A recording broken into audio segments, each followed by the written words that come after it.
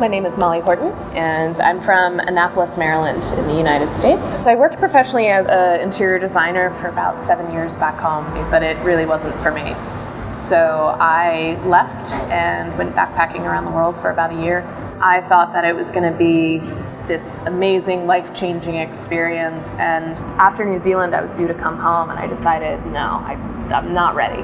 So I went back to Bali, and 2 weeks after I arrived, and I got hit by a car. After the accident initially happened, I was blacked out for a little bit. I remember being picked up and put into a car.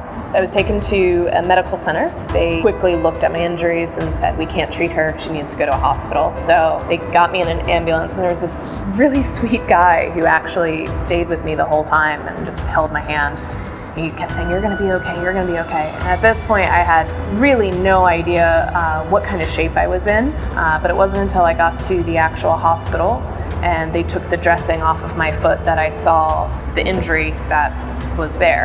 Essentially what happened was this bone right here in my foot broke, shifted sideways, and then impacted back in. The skin itself had completely come off, and it was just bone that was exposed. I remember sitting up and looking at it, and the guy his name was Hanny. He literally pushed my head back down. He went forehead to forehead with me. He said, it's gonna be okay, they're gonna take care of you. It's gonna be okay, they're gonna take care of you. But then the surgeon came in and kind of walked away and came back, and he said the surgery that I need to proceed with is going to be an amputation. I didn't know what needed to be amputated. I just heard amputation, and that was kind of one of the most surreal moments of life. You never think you're going to hear that word.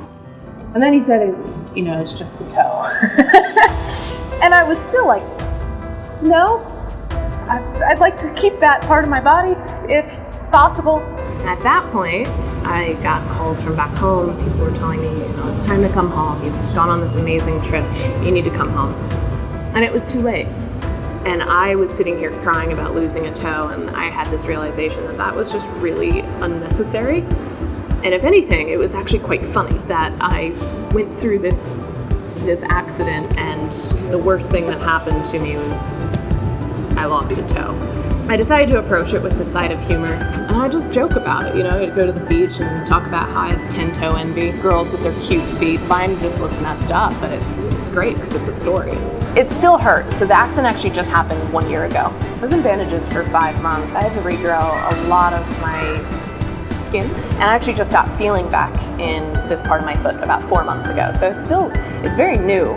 You have to remember that when you're going through something, at the time it's always going to seem like the worst possible thing that could happen to you, but it's really small. Sometimes the best way to approach a situation is to kind of put yourself on the outside of it, looking in. My way of doing that was just by looking at the story I had to tell, but also this then kind of became a tool for bringing joy and humor to other people.